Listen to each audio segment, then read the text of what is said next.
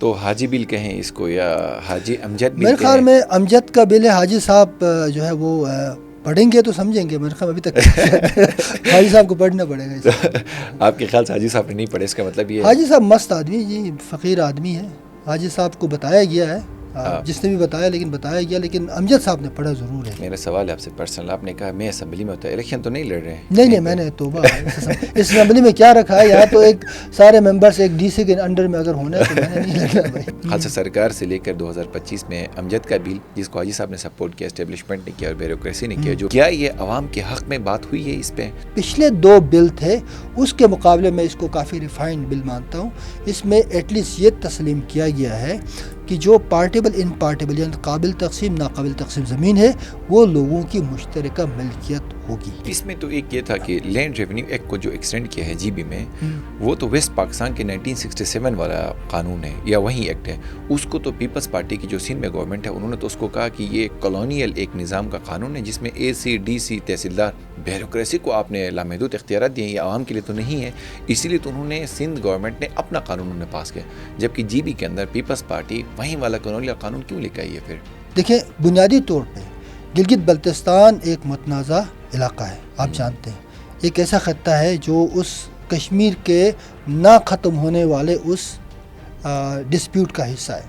چونکہ گلگت بلتستان میں آئینی ریمٹ نہیں ہے، تو لہٰذا اگر کوئی تنازع پیدا ہوتا تو اس کا حل کیسے ہوگا، اس کا کوئی جواب موجود نہیں ہے. تو لہٰذا کوئی ایسا قانون جس کو آئینی تحفظ حاصل نہ ہو، قانونی تحفظ نہ ہو، گلگت بلتستان میں ایکسٹینڈ نہیں ہو سکتا ٹیکنیکلی. خالصہ سرکار کا کانسیپٹ آیا کہاں سے؟ یہ ہے کیا 1842 کے اندر کہاں سے آیا؟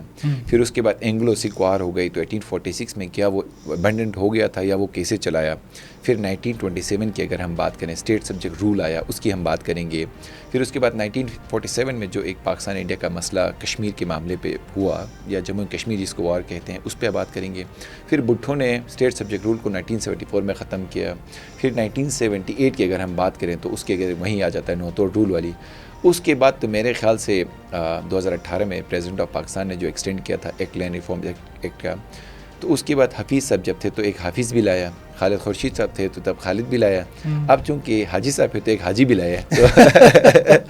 تو میرے خیال سے ہم حاجی بل کو اور امجد صاحب نے جو سپورٹ کیا ہے پیپلز پارٹی نے اس کو ہم ڈسکس کریں گے کہ حاجی کو سپورٹ پیپلز پارٹی اور کن حافظوں نے اور سعید اور کس نے اس کو سپورٹ کیا. کہا تو انہوں نے ہے کہ اسٹیبلشمنٹ اور بیوروکریسی نے بھی اچھا ان کو سپورٹ کیا ہے، بٹ میرے خیال سے کھل کے آج ہم بات کریں گے. خالصہ سرکار کا جو لفظ ہم اکثر سن کے ہمارے کان پک گئے ہیں، لیکن ہے کیا؟ اس کا ایک پس منظر ہے. پس منظر یہ ہے کہ خالصہ سرکار سکھ حکومت تھی. 1842 میں یہ لوگ گلگت تک آئے، بلتستان تک آئے، اور جب یہ وہاں پہنچے تو جو زمینیں لوگوں کی ذاتی ملکیت تھی ان کو تو ذاتی زمینیں کہا گیا، اور جو زمینیں جیسے بنجر زمینیں تھی، دریا تھے، پہاڑ تھے، ان سب کو انہوں نے کہا یہ خالصہ حکومت کی ملکیت ہے. خالصہ سرکار کے بتا پیا تحصیلدار سرکار کا انہوں نے کوئی یہ بل پاس کیا انہوں نے، کیونکہ پبلک نمائندگی نہیں دی گئی. اس کو پھر آپ اس لا کے ساتھ کمپیئر کریں تو کیا واقعی میں پبلک جو ریپرزنٹیٹیو ہے اس کو انڈرمائن کیا گیا؟ اب اسی پہ لوگ سوال اٹھا رہے ہیں نا. دیکھیں، یہ جو ایک بہت بڑی ایک انفلیٹڈ بیوروکریسی ہے گلگت بلتستان میں. کتنے آپ کے کوئی 25 کے قریب اسسٹنٹ کمشنر ہیں، کوئی 12 آپ کے ڈپٹی کمشنر ہیں، پھر ایک بہت بڑی بیوروکریسی ہے. تو آپ ان سب کے ہوتے ہوئے کیا پولیٹیکل نظام کا کیا ویٹیج ہے؟ آپ کا پولیٹیکل ریپرزنٹیٹیو جو ڈسٹرکٹ لیول کا ہے وہ اگر زمین کے فیصلوں میں، اونرشپ و ملکیتی فیصلوں میں ڈی سی کو رپورٹ کرتا ہے اس کے مطابق، تو پھر اس کی وقت کیا رہ گئی سیاسی نمائندے کی؟ اب ڈی سی اور یہ جو ہماری جو سب کانٹیننٹ کی بیوروکریسی ہے، جو کولونیل باقیات ہیں، یہ بیسیکلی عوامی سرونٹ ہونے کے بجائے عوامی حکمران، مطلب عوام کے اوپر حکمرانی کرنے کا یہ سوچتے ہیں، اور یہی ایٹیٹیوڈ ہے جس کی وجہ سے لوگ سراپا احتجاج ہیں. یہ جو خالصہ سرکار تب ختم ہو گئی تو اس پہ جیسے کہا بھاری جرمانہ عائد ہو گیا، تو جرمانے پہ بھی بتائیں نا کہ ہم کشمیری اور گلگت بلتستان ملا کے کل ہماری تب کیا قیمت لگی تھی؟ یار دیکھیں، ہم بڑے خوش ہوتے ہیں کہ تنازع کشمیر کا حصہ ہے، لیکن ہمیں 75 لاکھ روپے میں خرید کے ایک ریاست کا حصہ بنایا گیا. عامر بھائی بہت شکریہ آپ کا، آج بہت ایک ضروری پوڈ کاسٹ میں آنے کے لیے. بہت بڑی کاپیاں لے کے آئے ہیں. تو لگ رہا ہے لینڈ ریفارم کا پورا جو بل ہے وہ اٹھا کے لائیں آپ. جی آج کل آپ کو پتہ ہے کہ یہ ڈسکشن ہے ہر زبان پہ لینڈ ریفارم بلس کی بات ہو رہی ہے. اکثر ڈسکشن ہم نے دیکھا بغیر بل پڑھے لوگ سوشل میڈیا پہ شروع ہو جاتے ہیں, اس کے اپوننٹس وہ ہو یا اس کے پروپوننٹس, دونوں سائڈ پہ یہ حال ہے. تو میں نے سوچا پہلے ہم بل کو سامنے رکھیں, اس کے مندرجات اس کے نکات کو سامنے رکھیں اور حقیقی معنوں میں بتائیں کہ کیا یہ بل قابل قبول ہے, اگر نہیں ہے کیا اعتراضات ہے, اس کو بل پڑھ کے ہی اندازہ ہوگا نا. ہاں, اس پہ ہم ذرا یہ بھی کرتے ہیں کہ چونکہ بل بھی ہم پڑھ کے اس کو کلاس بائی کلاس ہم ڈسکس کریں گے, بٹ میرے خیال سے تھوڑا سا ہم پیچھے جاتے ہیں. پیچھے جا کے ہم کوشش یہ کریں گے خالصہ سرکار کا کانسیپٹ آیا کہاں سے, یہ ہے کیا, 1842 کے اندر کہاں سے آیا. پھر اس کے بعد اینگلو سکھ وار ہو گئی تو 1846 میں کیا وہ ابنڈنٹ ہو گیا تھا یا وہ کیسے چلایا. پھر 1927 کی اگر ہم بات کریں اسٹیٹ سبجیکٹ رول آیا, اس کی ہم بات کریں گے. پھر اس کے بعد 1947 میں جو ایک پاکستان انڈیا کا مسئلہ کشمیر کے معاملے پہ ہوا یا جموں کشمیر جس کو وار کہتے ہیں, اس پہ بات کریں گے. پھر بھٹو نے اسٹیٹ سبجیکٹ رول کو 1974 میں ختم کیا. پھر 1978 کی اگر ہم بات کریں تو اس کے اگر وہیں آ جاتا ہے نوتوڑ رول والی. اس کے بعد تو میرے خیال سے 2018 میں پریزیڈنٹ آف پاکستان نے جو ایکسٹینڈ کیا تھا ایک لینڈ ریفارم ایکٹ کا, تو اس کے بعد حفیظ صاحب جب تھے تو ایک حافظ بھی لایا, خالد خورشید صاحب تھے تو تب خالد بھی لایا, اب چونکہ حاجی صاحب ہے تو ایک حاجی بھی لایا. تو میرے خیال سے ہم حاجی بل کو اور امجد صاحب نے جو سپورٹ کیا ہے پیپلز پارٹی نے اس کو ہم ڈسکس کریں گے کہ حاجی کو سپورٹ پیپلز پارٹی اور کن حافظوں نے اور سعید اور کس نے اس کو سپورٹ کیا. کہا تو انہوں نے ہے کہ اسٹیبلشمنٹ اور بیوروکریسی نے بھی اچھا ان کو سپورٹ کیا ہے, بٹ میرے خیال سے کھل کے آج ہم بات کریں گے اور سمجھانے کی کوشش کریں گے یہ خالصہ سرکار کا کانسیپٹ آیا کہاں سے. ہم تھوڑا سا پیچھے 1842 پہ جاتے ہیں, تو وہاں سے آپ بتائیں نا کہ خالصہ سرکار کا کانسیپٹ آیا کہاں سے.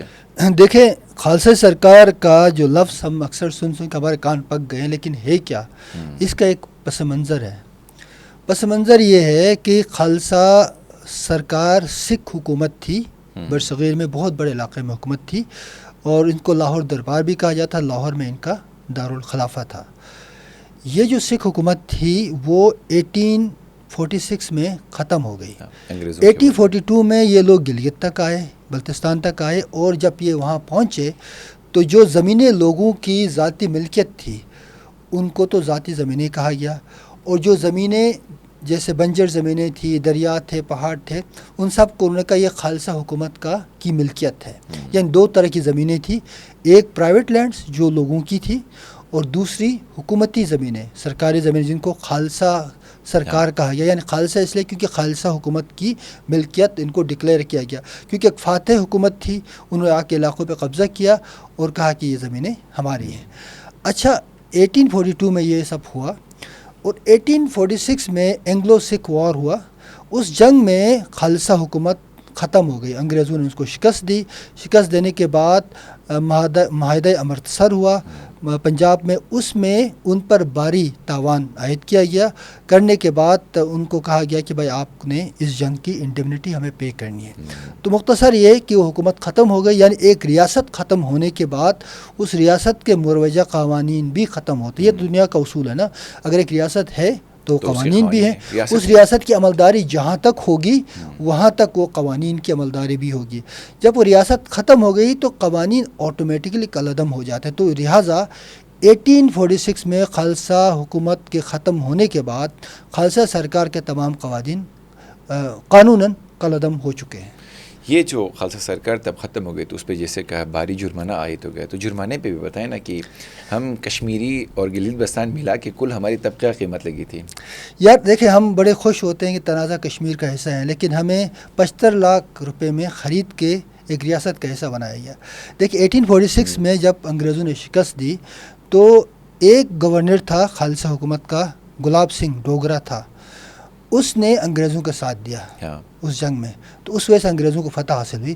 تو انہوں نے پھر جنگ کے بعد ختم ہونے کے بعد انہوں نے کہا کہ بھائی ہمیں تاوان ملے اور ہم اس جنگ کے تمام اخراجات مفتوح حکومت کو عائد کرتے ہیں. جیسے جنگوں میں جیسے سیکنڈ ورلڈ وار میں ہوا, جرمنی پہ ہوا, اسی طرح ان کے ریپاریشن آف وار. اچھا ریپاریشن کا ہوا تو اس میں پھر یہ ہوا کہ جو گلاب سنگھ تھا اس نے کہا میں آپ کو 75 لاکھ روپے دیتا ہوں تو مجھے ایک ریاست بنا کے دو. تو لہٰذا ریاست جموں و کشمیر کی بنیاد اسی تاوان کے پیسے پہ پڑی ہے اور جس کے ہم ابھی متنازع شہری ہیں. تو بات اس 75 لاکھ سے سٹارٹ ہو گئی ہے. جی. تو 1846 میں جب انگریزوں نے اوورال اینگلو سکھ وار کے اندر تو ختم کر دیا تو یہ خالصہ سرکار تو آٹومیٹکلی بائی ڈیفالٹ ختم ہو گیا. تو اس کے بعد تو ایک اور کنفیوژن یہ آتی ہے کہ 1927 میں آپ اسٹیٹ سبجیکٹ رول لے کے آئے. ہم جب 1842 والا لا تو ٹیکنیکلی 1846 میں ختم ہو چکا ہے, تو اس کے بعد اسٹیٹ سبجیکٹ رول پہ ہمیں بات ہونی چاہیے نا. تو خالصہ سرکار کیوں چلا؟ تو میرے خیال سے اس پہ بھی ہم بات کریں گے, بٹ اسٹیٹ سبجیکٹ رول پہ تھوڑا سا بتائیں کہ وہ کانسیپٹ چونکہ وہاں پہ لوگوں کو کیسے پروٹیکٹ کرنے کے لیے بنایا گیا تھا یا باہر کے لوگوں کو تھوڑا سپورٹ کرنے کے لیے بنایا تھا, کیا تھا تاکہ لوگوں کو کھل کے سمجھ آئے کہ اسٹیٹ سبجیکٹ رول ہے کیا. دیکھیں, جب 1846 میں ریاست جموں کشمیر کی بنیاد رکھی گئی تو اس کے بعد جو نئی ریاست جموں کشمیر وجود میں آئی تو انہوں نے اپنی عملداری ان جگہوں تک پھیلا دی جہاں جہاں پہلے خالصہ حکومت کی عملداری تھی اور خالصہ قوانین موجود تھے ان جگہوں پہ.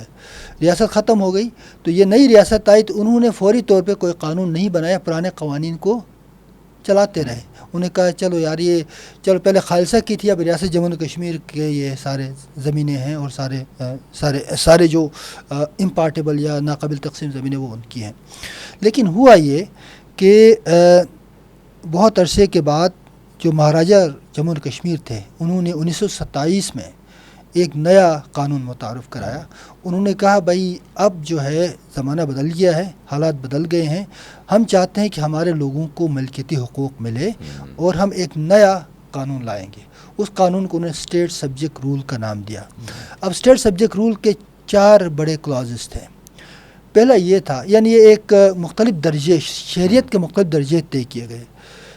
کلاس 1 کے شہری وہ ہوں گے جو 1911 سے پہلے ریاست جموں کشمیر کے کسی جگہ پیدا ہوئے ہیں. ان کے مختلف اکائیاں تھیں, ان میں سے کہیں بھی اگر وہ پیدا ہوئے ہیں, سکونت اختیار کی ہے, پرمنٹ ریزیڈنٹ ہیں اور وہاں پر ان کی زمین ہے, تو وہ کلاس 1 شہری کہلائیں گے.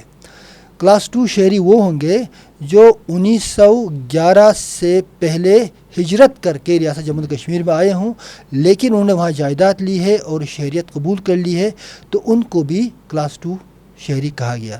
کلاس 3 میں یہ کہا گیا جو 1911 کے بعد میں ریاست جموں کشمیر میں آئے ہیں اور کم از کم 15 سال تک وہاں سکونت اختیار کی ہے اور زمین خریدی ہے اور اپنا کاروبار کرتے, ان کو کلاس 3 شہری کہا گیا.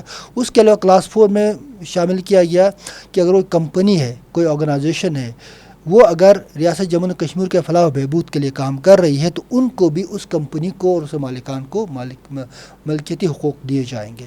یہ بیسیکلی اسٹیٹ سبجیکٹ رول تھا جس میں یہ طے کیا گیا کہ باہر سے کوئی بھی شخص آ کے ریاست جموں کشمیر کے کسی بھی ایریا میں زمین یا پراپرٹی نہیں خرید سکتا اور یہ یہاں کے لوگوں کی ملکیت ہوگی اور ان کو مکمل پروٹیکشن قانون کے تحت دیا گیا. اور یہ تھا خالصہ, یہ بیسیکلی اسٹیٹ سبجیکٹ رول کا قانون تھا. اور اس میں ایک یہ بھی کلاس تھا, پروویژن تھا کہ اگر کلاس 1, کلاس 2, کلاس 3 کے جو بھی شہری ہیں ان کے بچے, ان کی اولادیں بھی مکمل شہریت ان کو مل جائے گی.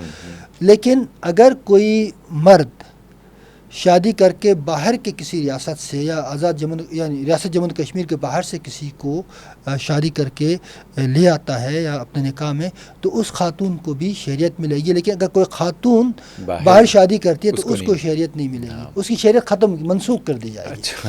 تو یہ ایک ڈسکرمنیشن اس حوالے سے ضرور تھا. لیکن اوورآل دیکھا جائے تو اس قانون نے کا مقصد لوگوں کی ملکیتی حقوق کو, ریاست جموں کشمیر کے باشندوں کو مکمل پروٹیکشن دینا تھا. وہ اس لیے ہو رہا تھا کہ اس زمانے میں بہت زیادہ جو ہے انٹرفیرنس ہو رہا تھا دہلی سے, انڈیا کے مختلف کانگریس خود لینڈ ریفارمز کی بات کر رہے تھے, کانگریس جو ہے نا آ رہے تھے آگے, ان کا اپنا ایک پولیٹیکل ایجنڈا تھا, انگریزوں کا بھی ایک معاملہ تھا. تو یہ مہاراجہ چاہ رہا تھا کہ لوگوں کی پروٹیکشن کے لیے ہمیں قانون بنائیں. تو یہ قانون اس طرح بنا تھا. اس میں اب 1927 سے اب 1947 پہ ہم آتے ہیں, 20 سال بعد اس کے سٹرکچر میں جموں اینڈ کشمیر وار کے بعد کتنی تبدیلی آئی ویسے اسٹیٹ سبجیکٹ رول کی اگر بحالی کی بات دیکھیں, جو کیونکہ UN کا تذکرہ بھی بیچ میں آ گیا اور پھر کیا حالات ہو گئے اس کے. دیکھیں جو آخری قانون جو بنا تھا نا وہ تھا جو جس کی ہوتے ہوئے ریاست جموں کشمیر تنازع میں چلا گیا وہ اسٹیٹ سبجیکٹ رول تھا. نیا قانون نہیں تھا. خالصہ سرکار تو ختم ہو گئی حکومت. اچھا اب جو ہے ریاست جموں کشمیر بھی متنازع ہو گئی. بھارت اور پاکستان کے بیچ میں معاملہ اقوام متحدہ میں چلا گیا. اقوام متحدہ نے ایک ریزولوشن 47 ڈرافٹ کیا جس پہ پاکستان بھارت دونوں نے سائن کیا, اور اس میں یہ بتایا گیا کہ اس مسئلے کے حل ہونے تک, کیونکہ دونوں دعوے دار ہیں, بھارت کہہ رہا ہے یہ میرا ہے, پاکستان کہہ رہا ہے میرا ہے. ریاست جموں کشمیر کے لوگوں کو اقوام متحدہ نے یہ حق دیا کہ وہ اپنے استصواب رائے یا ریفرینڈم کے ذریعے یہ فیصلہ کریں گے کہ وہ کس کے ساتھ ملنا چاہتا ہے. اگر وہ انڈیپینڈنٹ رہنا چاہتا تو یہ آپشن بھی موجود تھا. تو لیکن یہ ہوا نہیں. نہ بھارت نے اپنی فوجیں وہاں سے وڈرا کی, کیونکہ شرط یہ تھا نا کہ بھارت بھی اپنے فوجیں وڈرا کرے گا, پاکستان بھی وڈرا کرے گا, اقوام متحدہ کے مبصرین آئیں گے, انڈیپینڈنٹ قسم کا ریفرینڈم ہوگا, اس کے بعد فیصلہ ہوگا. لیکن یہ نہیں ہوا تو معاملہ لٹکا رہا. تو یہ تنازع اب تک قائم ہے, اور چونکہ یہ اس اسٹیٹ سبجیکٹ رول کے ہوتے ہوئے ریاست تنازع میں چلا گیا, تو لہٰذا آخری جو ویلڈ قانون ہے اس متنازع خطے کا وہ اسٹیٹ سبجیکٹ رول نہیں ہے. لیکن اسٹیٹ سبجیکٹ رول کو بھٹو جب پائے 1974 میں تو انہوں نے اس کے abolish کر کے ختم کر دیا. دیکھیے اس کی ایک بڑی کہانی ہے. گلگت بلتستان میں تو اسٹیٹ سبجیکٹ رول 1949 میں ہی ختم ہوا تھا اصولاً فار آل پریکٹیکل پرپز. دیکھیں 1949 میں 1949 میں کراچی ایگریمنٹ ہوا جس میں آزاد کشمیر جو پاکستان کا ایڈمنسٹریٹ کشمیر ہے اس کی لیڈرشپ اور پاکستان پاکستان حکومت کے درمیان ایک خفیہ معاہدہ ہوا تھا جس کو کراچی معاہدہ کہتے ہیں, جو بعد میں 90s میں منظر عام پہ آ گیا. اس معاہدے میں یہ کہا گیا کہ گلگت بلتستان کو براہ راست وفاق کے انڈر میں لایا جائے گا, یعنی پاکستان کے وفاق کے زیر انتظام گلگت بلتستان کو لایا گیا. اور اس میں اس وقت اس کا مطلب یہ ہے کہ وہ جو ان کو اسپیشل اسٹیٹس تھا وہ تو 1949 میں ختم ہوا. جو انڈیا نے 19 اگست 2019 کو 5 اگست غالباً 2019 کو کیا تھا, وہ گلگت بلتستان کے ساتھ 1949 کو ہوا تھا. تو اب یہ ہوا کہ وہ براہ راست FCR نافذ ہوا, یعنی فرنٹیئر کرائم ریگولیشن ایک قانون تھا, وہ بھی انگریزوں کا قانون تھا کولونیل. وہ قانون بنا تھا فرنٹیئر اور بارڈر ایریاز کے لیے.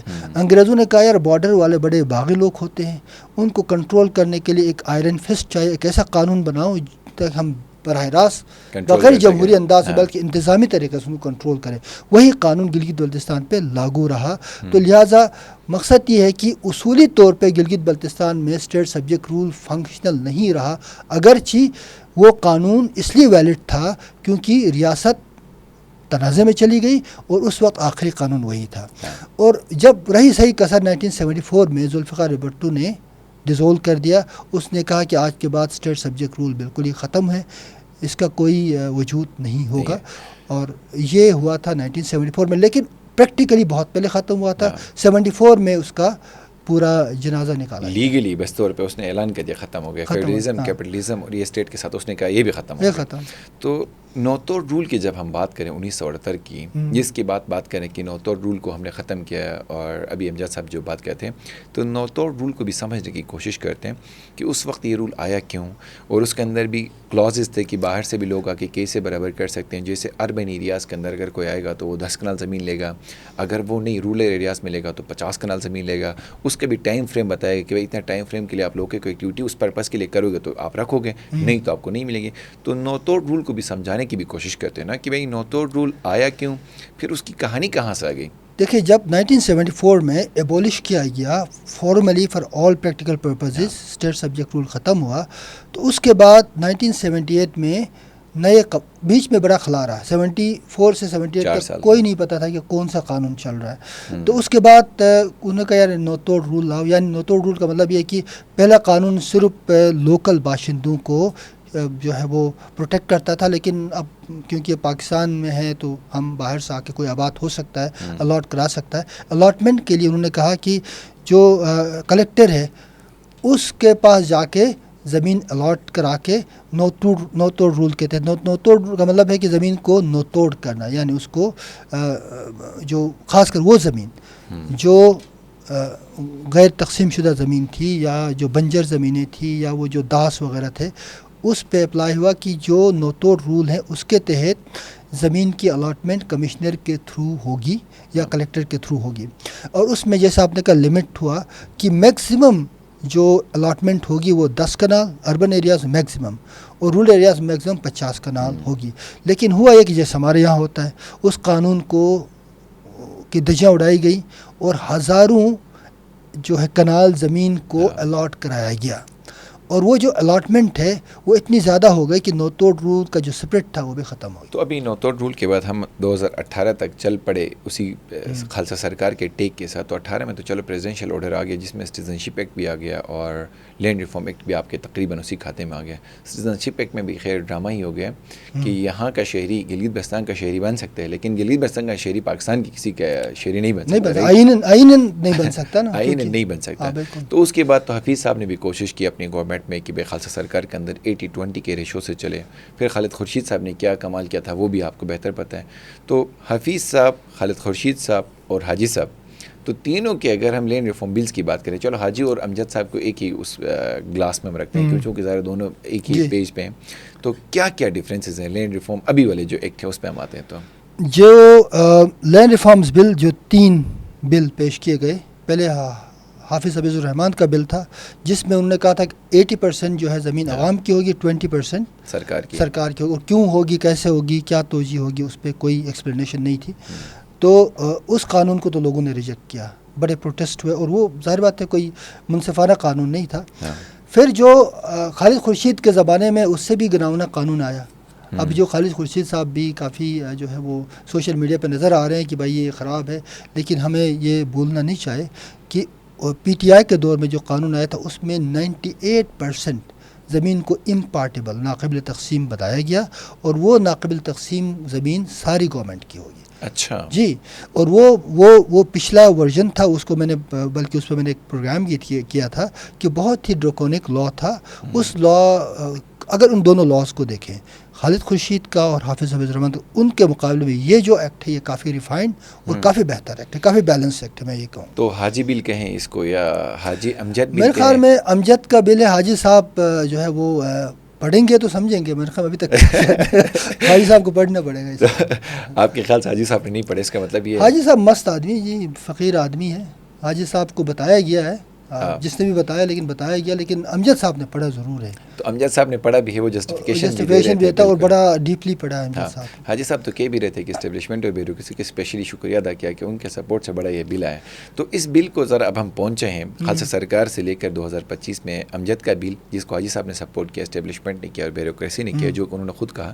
تو اس بل پہ ذرا آئیں تو کیا یہ عوام کے حق میں بات ہوئی ہے اس پہ؟ تو سیکوینشلی ہم آتے ہیں، تو اوور آل جنیرکلی آپ اس کو کیسے دیکھتے ہیں پھر، تاکہ ہم سیکوینس ان کے کلوز بائی کلوز ہم آئیں گے. دیکھیں اس بل کے اندر 2 طرح کی زمینوں کا ذکر ہے. ایک ہے کامن لینڈ، مشترکہ زمین، اور دوسرے گورنمنٹ لینڈ. ٹھیک ہے، کامن لینڈ کے اندر 2 کیٹیگریز ہیں. ایک ہے پارٹیبل لینڈ، کامن پارٹیبل لینڈ، یعنی مشترکہ قابل تقسیم زمین جو گاؤں کی یا اس کے مضافات میں زمین ہوگی یا شاملات ہوں گے جو مشترکہ طور پہ تقسیم ہو سکتی ہے. کسی گاؤں کے حقوق اراضی رکھنے والے جو پشتنی باشندے ہیں، وہاں کے پرماننٹ ریزیڈنٹ ہیں، ان کی بھی ڈیفینیشن بل میں موجود، ہم آگے بتائیں گے. اچھا، دوسری زمین ہے امپارٹیبل کامن امپارٹیبل لینڈ، یعنی ناقابل تقسیم مشترکہ زمین، جس میں آپ کے چراگاہ ہیں جو ہائی الٹیٹیوڈ والے ہیں، پہاڑ ہیں، دریا ہیں، گلیشیئرز ہیں، اس کے اندر یہ سارے قدرتی جنگلات ہیں. یہ سب جو ہے نا امپارٹیبل، لیکن ان کو بھی مشترکہ کہا گیا. تو یہاں خوشائن بات ہے. میں کہوں گا یہ بہت اچھا کام ہے کہ اگر، لیکن اس کو مزید ایکسپینڈ کرنا ہوگا فیوچر میں. فی الحال یہ پچھلے 2 بل تھے، اس کے مقابلے میں اس کو کافی ریفائنڈ بل مانتا ہوں. اس میں ایٹ لیسٹ یہ تسلیم کیا گیا ہے کہ جو پارٹیبل امپارٹیبل یعنی قابل تقسیم ناقابل تقسیم زمین ہے وہ لوگوں کی مشترکہ ملکیت ہوگی. اس میں تو ایک یہ تھا کہ لینڈ ریونیو ایکٹ کو جو ایکسٹینڈ کیا ہے جی بی میں، وہ تو ویسٹ پاکستان کے 1967 والا قانون ہے یا وہی ایکٹ ہے. اس کو تو پیپلز پارٹی کی جو سندھ میں گورنمنٹ ہے انہوں نے تو اس کو کہا کہ یہ کالونیل ایک نظام کا قانون ہے جس میں اے سی ڈی سی تحصیلدار بیوروکریسی کو آپ نے لامحدود اختیارات دیے ہیں، یہ عوام کے لیے تو نہیں ہے. اسی لیے تو انہوں نے سندھ گورنمنٹ نے اپنا قانون پاس کیا، جبکہ جی بی کے اندر پیپلز پارٹی وہیں والا کالونیل قانون کیوں لے کے آئی ہے؟ پھر دیکھیں، بنیادی طور پہ گلگت بلتستان ایک متنازع علاقہ ہے، آپ جانتے ہیں. ایک ایسا خطہ ہے جو اس کشمیر کے نہ ختم ہونے والے اس ڈسپیوٹ کا حصہ ہے. تو لہٰذا کوئی بھی ایسا قانون جس کو آئینی تحفظ حاصل نہ ہو اس کو ایکسٹینڈ گلگت بلتستان میں نہیں کیا جا سکتا. پاکستان کا اپنا بھی آفیشیل موقف ہے اور گلگت بلتستان کے لوگوں کا بھی, کشمیر کے لوگوں کا, سب کا موقف ہے کہ یہ متنازع علاقہ ہے اور یہ آئین پاکستان کے حدود سے باہر ہے. جب یہ آئین پاکستان کے حدود سے باہر ہے تو کوئی ایسا قانون جو مین سٹریم پاکستان میں نافذ العمل ہو وہ گلگت بلتستان میں نافذ العمل نہیں ہو سکتا جب تک اس کو آئینی پروٹیکشن حاصل نہ ہو. وہ کیوں؟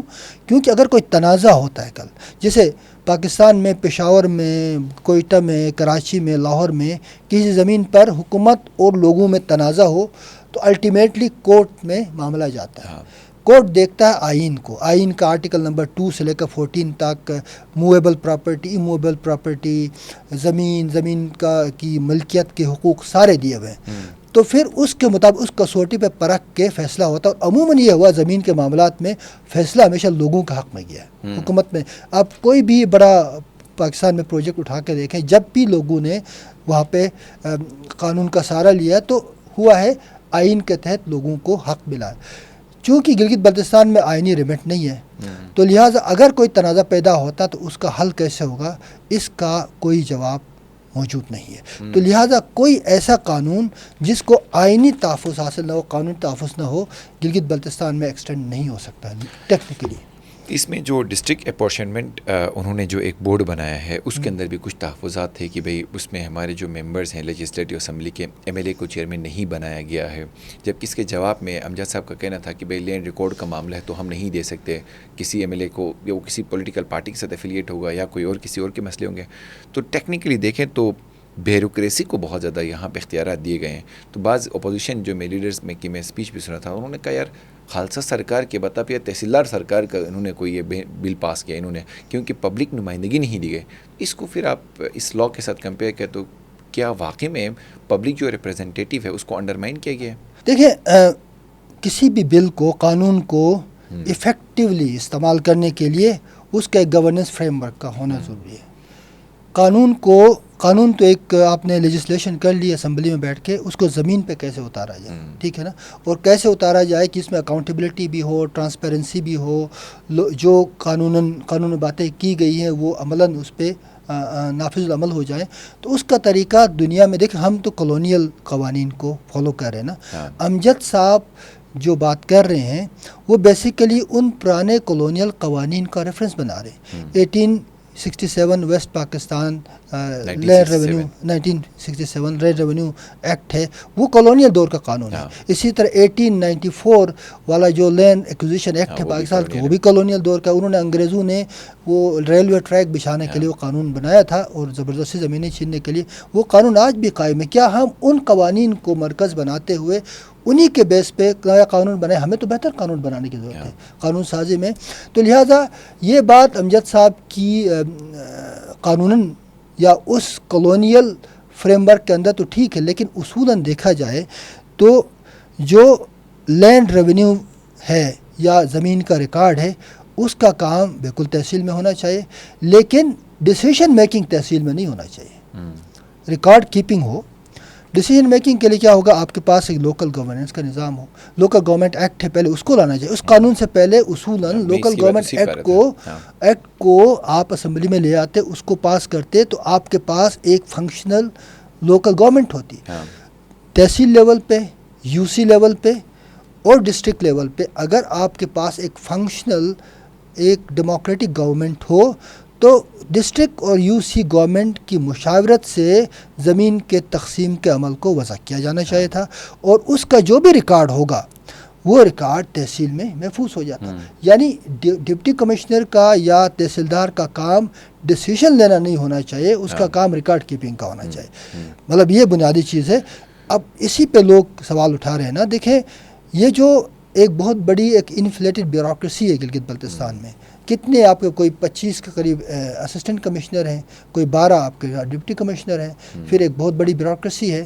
تو آپ ان سب کے ہوتے ہوئے کیا پولیٹیکل نظام کا کیا ویٹیج ہے؟ آپ کا پولیٹیکل ریپرزنٹیٹیو ڈسٹرکٹ لیول کا ہے, وہ اگر زمین کے فیصلوں میں اونرشپ و ملکیتی فیصلوں میں ڈی سی کو رپورٹ کرتا ہے اس کے مطابق، تو پھر اس کی وقت کیا رہ گئی سیاسی نمائندے کی. تو بیسیکلی یہ کام سیاسی امپاورمنٹ کا بھی ہے. زمین کا تقسیم کا کام صرف قانونی نہیں ہے، یہ پولیٹیکل بھی ہے، اس لیے سمجھنا بہت ضروری ہے. امجد صاحب اس کو صرف ایک لیگل فریم ورک میں دیکھ رہے ہیں. میرے خیال میں یہ ایک لیگل بات نہیں ہے. زمینوں کا تقسیم کا عمل it self is a political process, governance کا پروسیس ہے. یہ گورننس کا ایشو ہے، یہ کسی قانون دان کا ایشو نہیں ہے. قانون دان کا کام ہے قانونی معاملات کو دیکھ کے اس کے پروز اینڈ کونس کے بارے میں ہمیں بتائے کہ اس میں قانونی طور پہ کیا سکم ہے، اس کو کیسے اس کی امپلیکیشنز کیا ہوں گی، لیکن الٹیمیٹ ڈیسیشن ہوگا پولیٹیکل پروسیس کے ذریعے.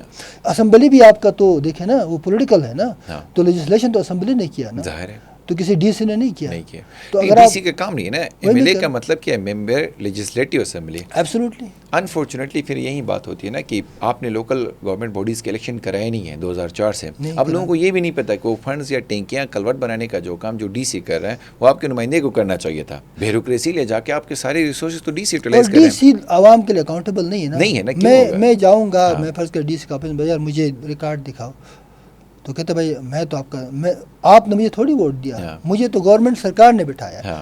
اب ڈی سی اور یہ جو ہماری جو سب کانٹیننٹ کی بیوروکریسی ہے، جو کولونیل باقیات ہیں، یہ بیسیکلی عوامی سرونٹ ہونے کے بجائے عوامی حکمران مطلب عوام کے اوپر حکمرانی کرنے کا یہ سوچتے ہیں، اور یہی ایٹیچیوڈ ہے جس کی وجہ سے لوگ سراپا احتجاج ہیں. اس میں کیا مسئلہ تھا کہ لوکل گورنمنٹ کے انتخابات والی بات گلگت میں تو ہم نہیں کر سکتے، ہوتے تو اختیارات نیچے آ جاتے. پھر وہیں بات پچھلی بات کو میں آگے بڑھاؤں تو آپ نے وہیں اختیارات بیوروکریسی کو دیے، وہیں فنڈ آپ نے بیوروکریسی کو دیے، آپ کا لوکل نمائندے نہیں آ رہا، جس کی وجہ سے پولیٹیکل جو ایک کلاس ہے اس کے اندر بڑے گیپس بھی آ رہے ہیں. تو لوکل ہم نے کیا مسئلہ آیا کہ انتخابات سے بھی دور بھاگ گئے اور لوکل گورنمنٹ باڈیز کا کوئی ایکٹ بھی اس طرح ہم نہیں کر پا رہے ہیں. اس کا کیا مسئلہ ہے؟ پہلے تو اس کو پاس ہونا چاہیے تھا، اس سے پہلے نہیں. دیکھیں نا، آپ کے پاس اتنی انفلیٹڈ بیوروکریسی ہو تو اس کو اختیارات چاہیے. دیکھیے اگر آپ ایک ڈسٹرکٹ بناتے ہیں تو پہلا کام لوکل گورننس فریم ورک نہیں بناتے ڈسٹرکٹ کے لیے، کیا پہلا ایک ڈی سی اپوائنٹ کرتے ہیں. یار ڈسٹرکٹ بنانے سے پہلے آپ کو گورننس اسٹرکچر کا ڈیفائن کرنا ہوتا ہے کہ وہاں لوکل گورنمنٹ کا اسٹرکچر کیسے ہوگا، ریپرزنٹیٹیو ماڈل کون سا ہوگا، اور کس طرح سے اس کو مضبوط کیا جائے گا. یہ کرنے کے بعد پہلا کام ہوتا ہے ایک ڈی سی اور 2 اے سی لگاؤ. تو یہ جو ایٹیچیوڈ ہے نا، یہ جو ٹاپ ڈاؤن اپروچ ہے، یہ بڑا خطرناک ہے. ابھی یہ تو امجد صاحب یہ بھی کہہ رہے ہیں کہ بھائی اپوزیشن والے بھی میرے ساتھ ملے ہوئے اندر سے. یار یہ عجیب غیر سنجیدہ قسم کا سیاسی ڈائلاگ ہے. اگر وہ اندر سے ملے ہوئے ہیں اور آپ کے ساتھ ہیں تو آپ کیوں خوش ہو رہے ہیں؟ مطلب مل کے کر رہے ہیں یہ برائی. آپ کو تو اس سے بالا ہونا چاہیے. آپ کو یہ سوچنا چاہیے کہ عوامی مفادات کے لیے خود اس کی اپنی as a political worker, as a political leader, اس کی اپنی بقا یہ ہے کہ سیاسی نظام کو ڈسٹرکٹ سے، گاؤں سے اسمبلی تک جو ہے وہ مضبوط کریں. وہ خود ہی اس کی جڑیں کاٹنے بیٹھ جائیں. دیکھو ڈیسیجن لینڈ کے حوالے سے ڈیسیجن لینا کوئی معمولی ڈیسیجن نہیں ہے. یہ صرف کوئی ایڈمنسٹریٹو جو ہے وہ نہیں ہے، یہ ایک پولیٹیکل ڈیسیجن ہے. اور وہ آپ نے سارا پولیٹیکل پاور آپ نے کمشنر اور ڈپٹی کمشنر کے نہیں. آپ امیجن کرنا، آپ ممبر لیجسلیٹو اسمبلی ہوں گے کسی ڈسٹرکٹ کے، آپ وزیر ہوں گے، آپ نے ڈی سی کو رپورٹ کرنا ہے. تو بھئی یہ تو کوئی سمجھ سے بالا تر کی چیز ہے نا. اور لیجسلیٹو میرے خیال سے اسمبلی کے جو ممبران ہوتے ہیں ان کا کام پالیسی میکنگ کا ہے. تو تھوڑا سا کلوٹ بنانا، اچھا روڈ بنانے سے نکل کے اب لیجسلیٹوز پہ یہ چیز اگر ان کو سمجھ آتی ہے، یہ بل میرے خیال سے کبھی بھی وہ نہیں کرتے. دیکھیں اقوام متحدہ کے اگین ریزولوشنز کو ہمیں فوکس کرنا چاہیے. گلگت بلتستان کو ایک اسپیشل سٹیٹس حاصل ہے، جیسے آزاد کشمیر کو ہے، جیسے انڈین ایڈمنسٹریٹ جموں و کشمیر کو حاصل تھا، جس کو مودی نے ایک غلط کام کیا اور ہم اس غلط کام ہم بھی کرنا چاہ رہے ہیں. تو ہم میں اس میں کیا فرق رہی ہے؟ مودی نے حد درمی کی، ٹھیک ہے، 35A جو تھا، جو اسٹیٹ سبجیکٹ رول کا تھا، اس کو ایبروگیٹ کیا. ہمارے یہاں ریاست آزاد کشمیر میں اب بھی اسٹیٹ سبجیکٹ رول موجود تھے، اس کو باقاعدہ 1974 میں ڈومیسائل ایکٹ کے ذریعے فارملائز کیا گیا ہے. پہلے سے بھی موجود تھا، اس کو باقاعدہ بھی ایک انسٹیٹیوشنل سینکٹیٹی حاصل ہے. گلگت بلتستان میں کیوں نہیں ہے؟ آپ ہمیں بات سمجھ نہیں آ رہی کہ گلگت بلتستان کیا تنازع کا حصہ نہیں ہے؟ خود پاکستان کہتی ہے اس کا حصہ ہے. تو اس کا مطلب ہے گلگت بلتستان میں ایک کانسٹیٹیوئنٹ اسمبلی ہونی چاہیے. یہ لیجسلیٹو نہیں بلکہ ایک آئین ساز، قانون ساز سے بڑھ کے ایک آئین ساز جو اپنا آئین بنائے، اپنا دستور بنائے. کیونکہ اب ہم خلا میں ہیں، ہمارا کوئی دستور نہیں ہے، ہمارا کوئی آئین نہیں ہے. ریاست اور شہری کے بیچ میں جو عمرانی معاہدہ ہوتا ہے یا سوشل کانٹریکٹ ہوتا ہے اس کو میڈیٹ کرتا ہے آئین. ٹھیک ہے. اب ہمارا کوئی سوشل کانٹریکٹ ریاست پاکستان کے ساتھ بھی نہیں ہے, لوکل اسمبلی ممبرس کی تو وہ ان کے پاس پاور بھی نہیں ہے. تو اس حوالے سے یہ آئینی خلا موجود تھے. اس خلا کو پر کر کے اقوام متحدہ کے مطابق آپ لوکل اور اسپیشل اسٹیٹس گرانٹ کریں, پہلا کام پری کنڈیشن. دوسری pre condition local governance act کو نافذ العمل کر کے لوکل الیکشن کروائیں, لوکل باڈیز بنوائیں, اور جو بھی ریفارم کرنا ہے چاہے بجلی کے حوالے سے ہو, زمین کے حوالے سے ہو, چراگاہ کے حوالے سے, تو وہ وہاں سے آنی چاہیے. یہ بنیادی اسپرٹ ہے. اس میں ایک سٹیپ آگے بڑھتے ہیں تو سیٹلڈ اور انسیٹلڈ ایریاز ہمارے پاس بہت سارے ہیں, دونوں ہیں, سیٹلڈ بھی کچھ ہیں, انسیٹلڈ بھی ہیں. تو ان کا کیا ہوگا, جو انسیٹلڈ ہیں اس کیس میں کیا ہوگا, سیٹل والے ایریاز کا کیا بنے گا اس ایکٹ کے تحت؟ دیکھیں جو سیٹلمنٹ ہوئی تھی وہ 1912 سے 1918 کے بیچ میں ہوئی تھی, اور جو سیٹل ایریاز ہیں گلگت بلتستان میں وہ گلگت شہر ہے, بلتستان ہے اور استور ہے, جہاں پر سیٹلمنٹ ہوئی ہے اور جہاں پہ وہ کاغذات موجود ہیں. باقی پورا ضلع غزر ہے, ہنزہ ہے, نگر ہے اور دیامر ہے. یہ انسیٹلڈ ایریاز ہے. یہاں پر کسٹمری اور رواجی قوانین کے تحت پورا نظام چلتا ہے جو بہت افیکٹو ہے. وہ کوئی معمولی نظام نہیں ہے. اب دیکھیں آپ گاؤں جائیں تو گاؤں میں چراگاہ کا استعمال, ہر گاؤں کی باری, پانی, واٹر مینجمنٹ, واٹر رائٹس, کون کتنا پانی لے گا, پورا قانون موجود ہے. وہ بہت ہی افیکٹو ہے اور لوگ اون کرتے ہیں, لوگوں نے خود بنایا تو اس کو اون کرتے ہیں نا. اس لیے قوانین لوگوں کو کے مشاورت کے بغیر آپ بناتے ہیں نا, تھوپتے ہیں نا, تو لوگ کبھی اون نہیں کرتے, چاہے آپ جتنا بھی اچھا بنائیں. حالانکہ یہ جو ڈرافٹ ہے جو پیش ہو, یہ کافی ریفائنڈ ڈرافٹ ہے. میں اس کے بہت سارے پہلوؤں کو اپریشیٹ کرتا ہوں اس گورنمنٹ, لیکن مسئلہ یہ ہے کہ ابھی آپ نے اس کو ٹاپ ڈاؤن بنا کے اچانک آپ نے ایجنڈے کا حصہ بنایا, تو اس سے لوگوں کے دلوں میں خدشات پیدا ہوتے ہیں. نہ چاہتے آپ کیوں خدشات پیدا کراتے, آپ پبلک میں ڈسکس کریں. پبلک انٹرسٹ کے لیے کوئی لا بنا تو اس میں کیا مسئلہ ہے؟ ایگزیکٹلی مسئلہ یہی ہے نا کہ آپ کو کس چیز کا ڈر ہے. یا تو کوئی خوف ہے, پہلا خوف یہ ہے کہ آپ اس خوف کو ختم کرنے کے لیے گلگت بلتستان اسمبلی میں پہلا ریزولوشن, اگر میں اسمبلی میں ہوتا تو پہلا آتا کانسٹیٹیوئنٹ اسمبلی بنانے کے لیے لوکل اختیارات کے لیے ایک ریزولوشن. دوسرا ریزولوشن لوکل گورنمنٹ ایکٹ کا آتا. یہ دو ریزولوشنز پہلے آپ کلیئر کریں, اس کے بعد پھر آپ جو بھی قانون بنائیں گے تو آپ کے پاس اختیار ہوگا. آپ کی کانسٹیٹیوئنٹ اسمبلی ہوگی تو آپ کھل کے قوانین بنائیں گے اور آپ کو پروٹیکشن حاصل ہوگا. آپ کا اپنا پرائم منسٹر ہوگا, آپ کا اپنا صدر ہوگا, آپ کا اپنا نظام ہوگا, جیسے آزاد کشمیر میں. تو آپ دے سکتے ہیں تو دے دیں, مشکل کام نہیں ہے. لوگ بھی خوش ہوں گے, قوانین بھی اچھے بنیں گے, اور لوگوں میں ڈاؤٹ بھی نہیں رہے گا. لوگوں میں ڈاؤٹ بھی نہیں رہے گا. آپ کی بات سے میں آپ سے ایک میرا سوال ہے آپ سے پرسنل. آپ نے کہا میں اسمبلی میں ہوتا ہے, الیکشن تو نہیں لڑ رہے ہیں؟ نہیں, میں نے توبہ اس اسمبلی میں کیا رکھا ہے, یہاں تو ایک سارے ممبرس ایک ڈی سی کے انڈر میں اگر ہونا ہے تو میں نے نہیں لڑنا بھائی. مجھے تو کوئی اسمبلی کا. مجھے یہ بتائیں, اس میں نوتور رول کے حساب سے 10 اور 50 کنال والی بات تو کہاں گئی؟ آپ کو بھی پتہ ہے کہ لوگوں نے ہزاروں کنال وہاں پہ چیزیں گورنمنٹ نے اپنے لیے بھی الاٹ کیے, لوگوں نے اپنے لیے بھی الاٹمنٹس اس وقت اتنے زیادہ ہوئی ہیں. اب اس لا کے پاس ہم تک تو ہمارے پاس نوتور رول خالصہ سرکار کے نام پہ جتنا کچھ بلا ہو گیا آپ کو ہی بہتر پتہ ہے.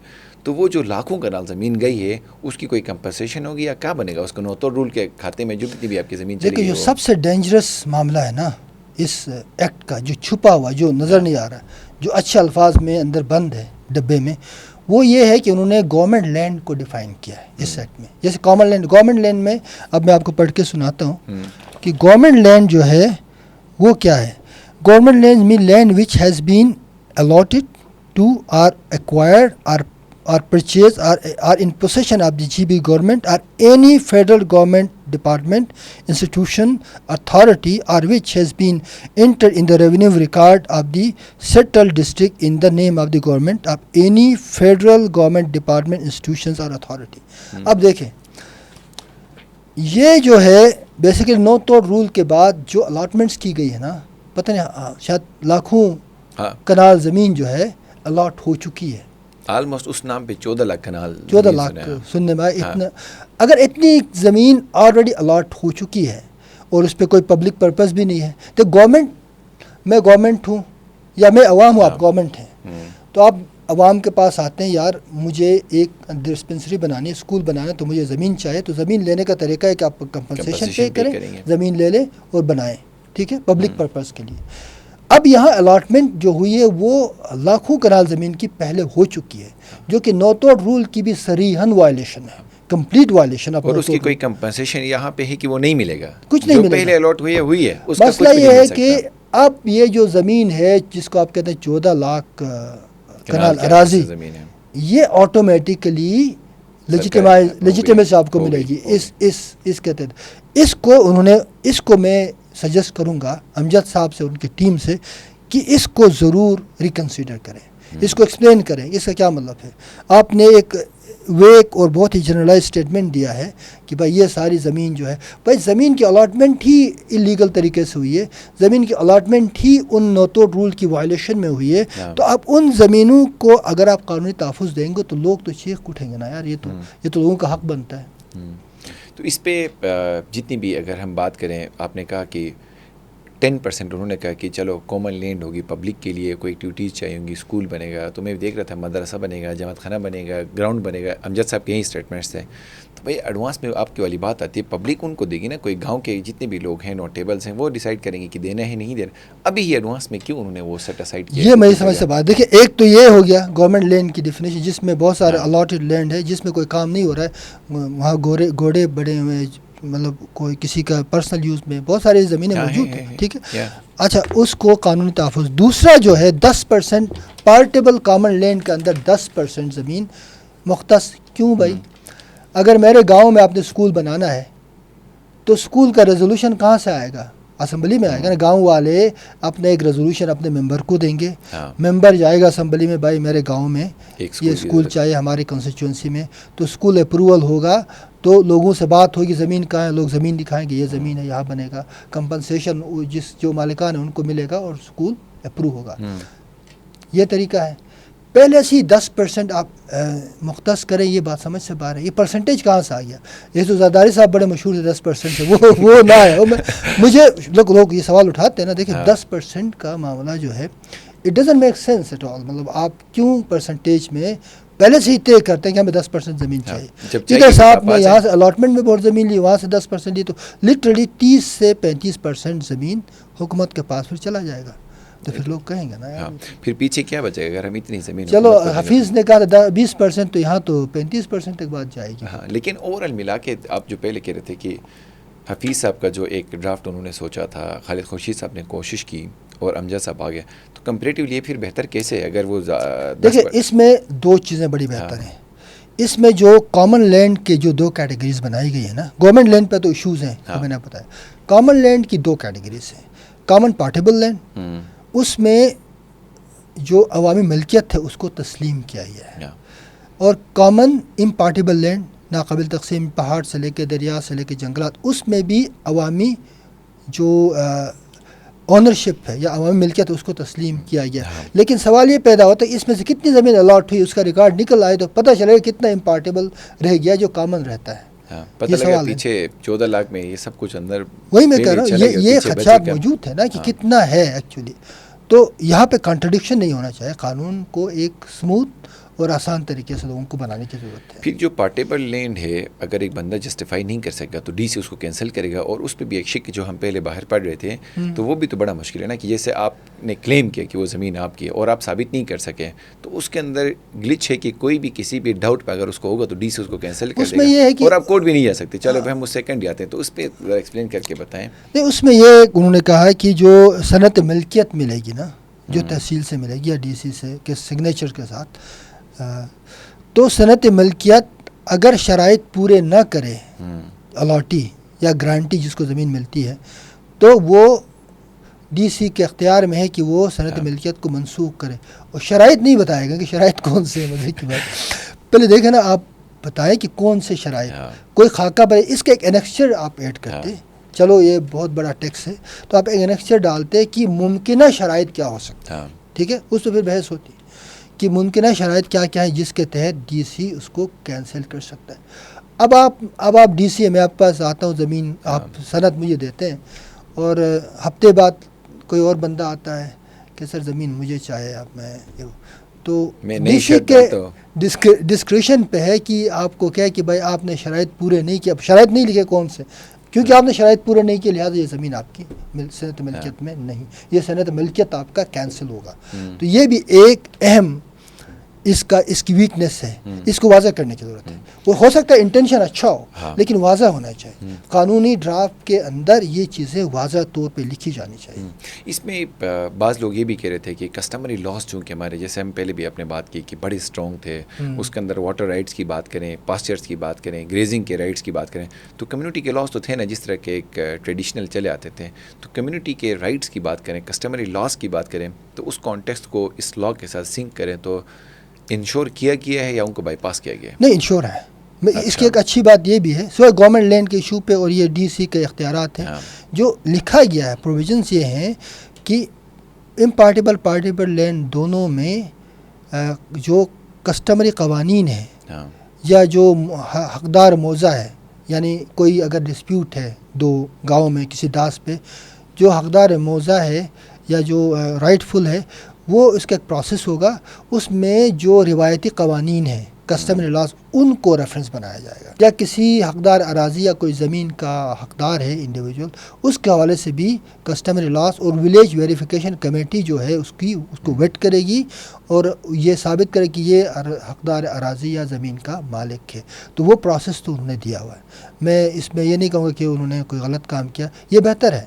لیکن پھر وہی بات ہے، یہ تو ایک جز ہے نا. اگر آپ پورا فریم ورک کو دیکھیں تو frame work it self is without any constitutional guarantee. ہمیں تو کانسٹیٹیوشنل گارنٹی چاہیے نا. کل اگر مجھے اس قانون پہ کسی کورٹ میں جانا ہے تو what are the legal and constitutional protection that as a citizen I don't have any. میرے پاس کوئی کانسٹیٹیوشنل آئینی پروٹیکشنس یا تحفظات حاصل نہیں ہے. تو ہم تو وہ بات کرتے ہیں کہ اس لیے پہلے کام پہلے کرو. پہلا کام ہے کانسٹیٹیوشنٹ اسمبلی بنانا، لوکل اسپیشل اسٹیٹس کے مطابق جو اقوام متحدہ میں آپ نے ایگری کیا لوکل اتھارٹی کا، وہ اسٹیبلش کرو، لوکل گورننس کو اسٹرانگ کرو. پھر جو بھی بل لاؤ تو آپ کے پاس فریم ورک ہوگا تو بل روزانہ بل لاتے جاؤ، کوئی نہیں فرق پڑتا. لیکن سسٹم مضبوط ہونا چاہیے، لوگوں کے اختیارات ہوں، ریپرزنٹیشن کا ماڈل ہو. اب ہمارے پاس کوئی سوشل کانٹریکٹ نہیں ہے، ہم کسی ریاست کا حصہ نہیں ہے. جب ہم کسی ریاست کا آئینی حصہ نہیں ہے تو کوئی بھی ریاست یا فیڈرل انٹیٹی، یہاں پہ یہ بھی لکھا ہوگا کہ فیڈرل انٹیٹیز کی جو زمین، بھائی فیڈرل انٹیٹیز کی زمین کیسے آ گئی؟ فیڈرل گورنمنٹ تو یہ کہتا ہے کہ آئین کے جغرافیائی حدود میں گلگت بلتستان نہیں ہے.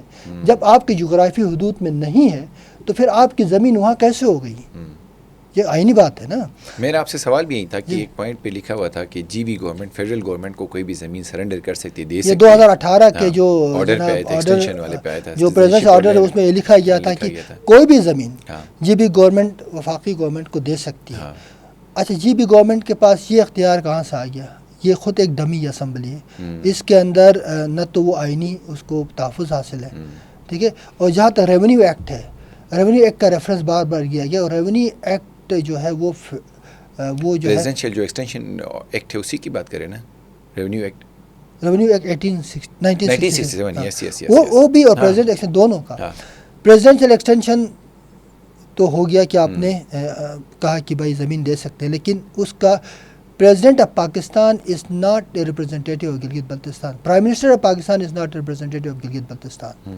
کیونکہ ریاست کا جو آئینی صدر ہوتا ہے اس کا، کیونکہ ریپرزینٹیو نہیں ہے، لیکن اس کا کام یہ ہے کہ گلگت بلتستان میں ایک پیرلل سسٹم ہو، صدر ہو، وزیر اعظم ہو، جو defence, communication, finance federal government کے پاس ہو، جیسے اور صوبوں میں ہے.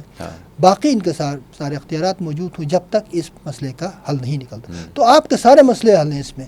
وہ پتہ نہیں، وہ راستہ اپنانے کے بجائے آپ گھما پھرا کے ایک اور راستے سے آ جاتے ہیں. نہیں یہ بل بھی لاؤ، یہ بل بھی لاؤ. ابھی مدنیات کا بل آئے گا، دیکھتے ہیں اس میں کیا ہوگا. نہیں، مجھے یہ بتائیں عامر صاحب، ویسے وفاق کے لیے تو بہت زیادہ اچھا ہے نا کہ جی بی کے لوگ آپ کا حصہ بننا چاہ رہے ہیں. آپ ایک کنسٹیٹیوشنل ایک اسمبلی کی بات کر رہے ہیں، یا پروویژنل پروونس کی جو ایک بات چلی تھی.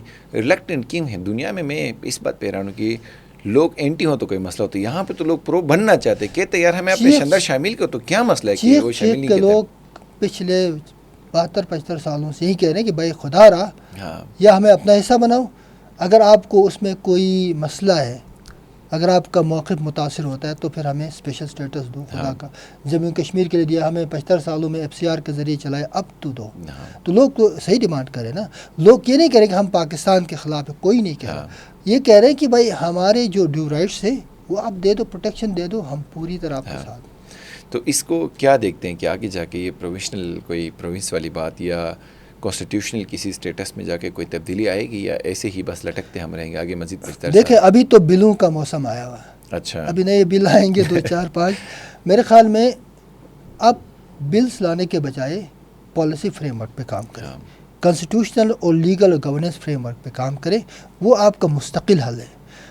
آپ کیوں فیڈرل میں بیٹھ کے بل بیچتے رہتے ہیں یار؟ بل بنانا ہے, آپ کی کانسٹیٹیوئنٹ اسمبلی ہوگی, وہاں آپ ذمہ داری دے دیں, لوگ بل بنا کے دیں گے, وہاں آپ پاس کریں, فیڈرل گورنمنٹ سے ویٹ بھی کرائیں, کوئی مسئلہ نہیں ہے. کیونکہ کوئی ایسا نہ ہو کہ کوئی کانٹرڈکشن ہو, بالکل کرائیں. لیکن بل بنانے کا کام سیکنڈری ہے, ثانوی ہے.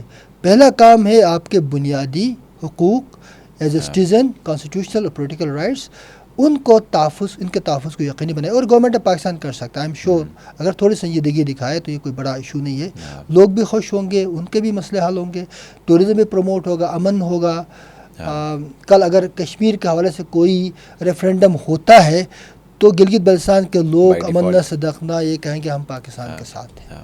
تو کیا برائی ہے بتائیں؟ اس بل میں چونکہ اس بل کو تھوڑا سا سکویز کریں تو کیا لگتا ہے کہ اس بل کے اندر کوئی ایسی فلاز نہیں ہیں, چیزیں سموتھ ہیں؟ حق کی بھی آپ نے بات کی کہ کافی پلسز بھی ہیں اور پچھلے کمپیریٹیو دونوں بلز بڑا اچھا بھی ہے. تو چھپا کے کیوں اس طرح کے کرتے ہیں کہ آپ نے اسمبلی میں نہ اس میں آپ کے ڈے شیٹ میں تھا, اٹھا کے آپ نے کہا کہ بھائی آج کے اندر کلاس میں یہ بھی آ گیا تو آج ہم کہا اس کو پاس کرنا ہے, ووٹنگ رائٹس آپ کے ہوں گے چاہیے, تو کیوں اجرت میں کیوں اس سے ان کو ہو جاتا ہے؟ ایسے دو تین طرح کے لوگ ہیں. کچھ کو ایڈونچر کا شوق ہے, یہ امجد صاحب ہیں, فوراً لاؤ کرو میں کروں گا, سب ملے ہوئے ہیں, اندر سے سارا ہے.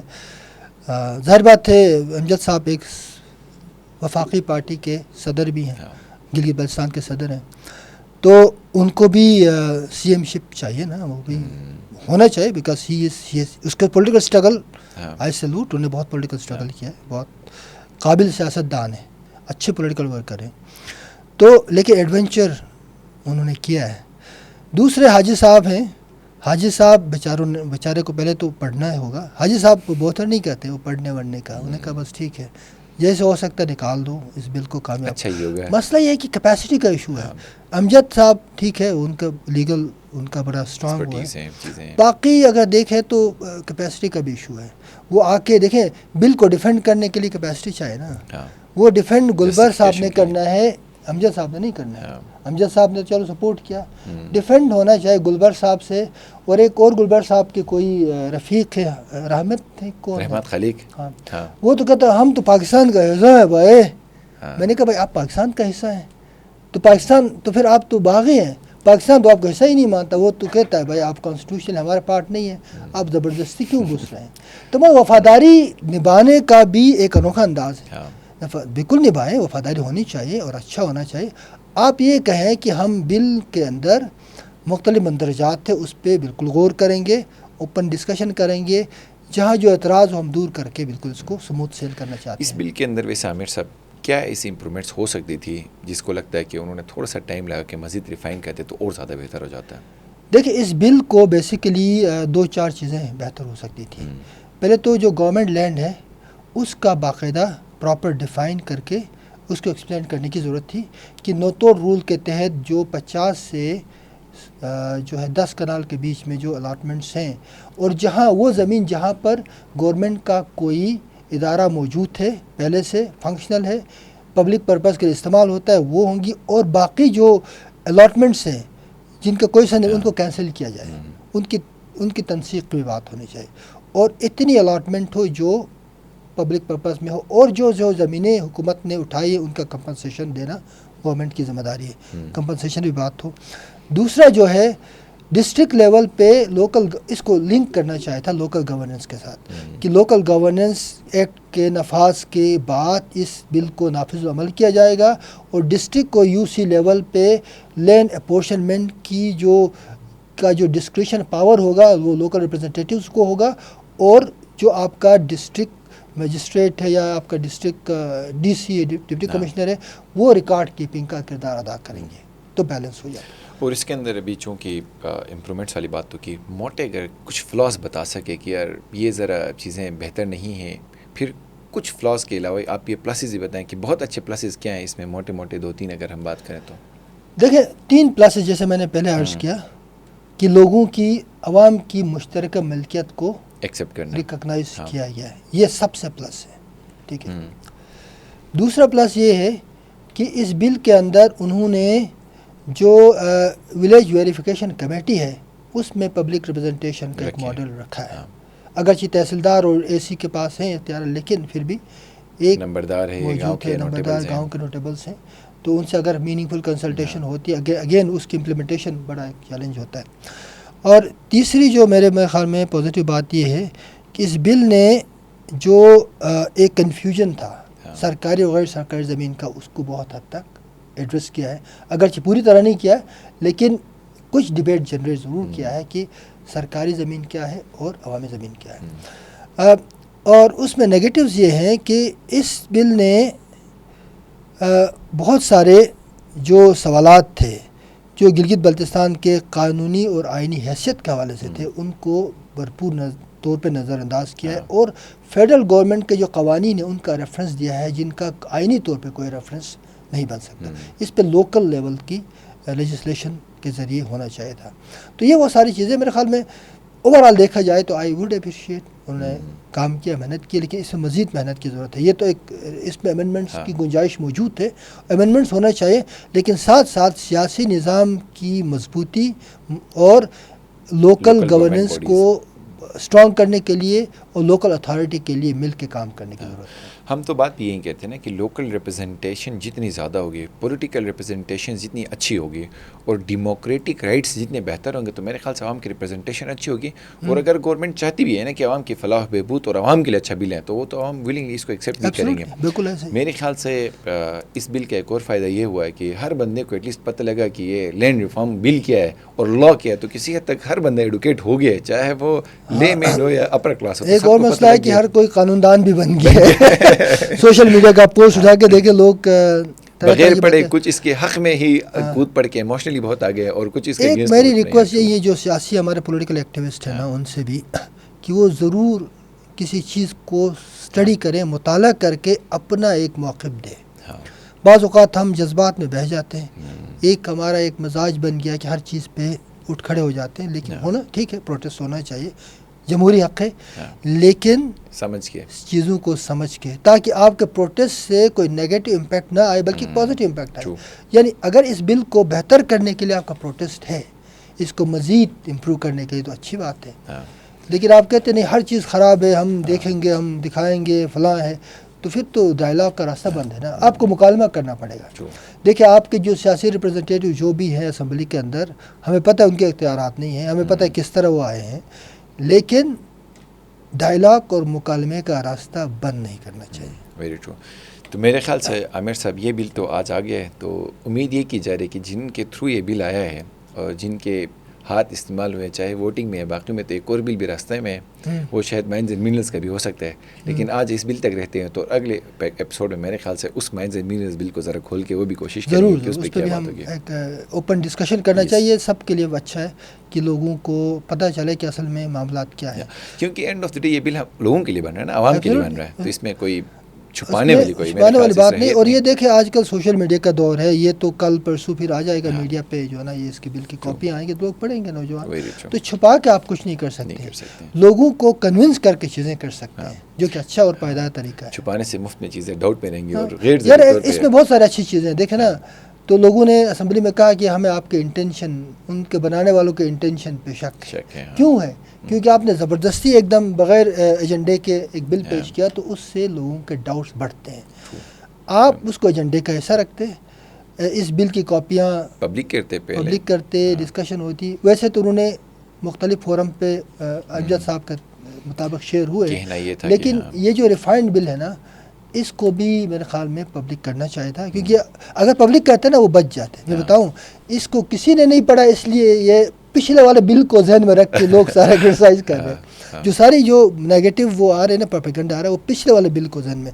اس بل کو اگر پڑھتے نا تو شاید یہ جو ٹون ہے نا وہ کافی ماڈریٹ ہو جاتا ہے. اس میں مجھے یہ بتائیں، چونکہ یہ بل پیپلز پارٹی کا تھا، حق حاکمیت اور ملکیت سے، چلو ملکیت والی بات بھی سیلیبریٹ بھی کریں کہ ملکیت ہم نے دی، تو الیکشن پہ چونکہ ظاہر الیکشن بھی سر پہ اب آ گئے ہیں، تو کتنا پیپلز پارٹیز کو کیش کر کے فائدے میں رہیں گے، یا باقی اوپوننٹس جو اس کے اگینسٹ میں جا کے کہیں گے کہ بھائی نہیں آپ کا سب کچھ لوٹ گیا تو وہ اس کو کیش کر سکتے ہیں؟ کیسے آپ دیکھتے ہیں اس کو؟ دیکھیں یہ تو فیصلہ ہوگا پولیٹیکل گراؤنڈ پہ. یہ تو ہوگا پروٹیسٹ میں، گلیوں میں، کہ پیپلز پارٹی کتنے بہتر طریقے سے اپنے اس بل کو آرٹیکولیٹ کرتی ہے، اپنے اس سٹیپ کو آرٹیکولیٹ کرتی ہے. اس وقت جو پبلک موڈ ہے وہ کافی اینٹی بل ہے، کیونکہ لوگوں کا جو ٹرسٹ لیول ہے نا وہ ظاہر بات ہے اچانک دیکھیں نا، یہ ایک اسلام آباد میں ایک منرلز کانفرنس ہوئی، اس کے بعد کہا کہ گلگت بلتستان کے سارے منرلز، اصل کی سوشل میڈیا پہ جو وہ سنو بال بنتا ہے نا اس سے مسئلے ہو جاتے ہیں. میرے خیال میں دیکھیں اس بل کی اردو کاپیاں بنا کے، اس کا ایک سمری بنا کے سیاسی حلقوں میں اور جہاں جہاں سیاسی حلقے ہیں عوامی حلقوں میں ڈسٹریبیوٹ کر کے بتایا جائے کہ یار یہ بل اتنا برا نہیں ہے جتنا سمجھا جاتا ہے. تو پولیٹیکل کیمپین پہ ڈیپینڈ کرتا ہے. اچھا کیمپین کریں گے تو کیش بھی کر سکتے ہیں، تھوڑا سا بھیک فیر کرے تو، اور پھر یہ لچک بھی دکھائیں. امجد صاحب بعض اوقات لچک نہیں دکھاتے، یا پیپلز پارٹی کے وہ تو کہتے بھائی وہ سارے اندر سے ہمارے ساتھ ملے ہوئے، مطلب یہ ایٹیچیوڈ تو نہیں ہوتا نا. آپ کہیں بالکل ٹھیک ہے جی سر آنکھوں پہ اس بل میں یہ پازیٹیو چیزیں ہیں، اس میں جو آپ کے پاس آپ کے خیال میں کیا نیگیٹو ہو وہ لے آئے، اس پہ ہم نیگوشیٹ کرتے بات کرتے ہیں، لچک دکھا کے پھر آگے بڑھنا. بلکہ امجد صاحب کو بلاتے بھی ایک پروگرام میں تو پھر گپ شپ بھی کریں گے. جی ان کو بلانا چاہیے، اور چیزوں کو بھی ہمیں کلیئر ہو جائے گا. بالکل بلانا چاہیے. بہت شکریہ امیر صاحب آپ کے آنے کا، اور میرے خیال سے اگلے بل پہ جو بھی راستے میں ہے اس پہ بھی ایک آدھ پوڈکاسٹ میں ہم کریں گے. بہت شکریہ. Thank you. بہت بہت شکریہ.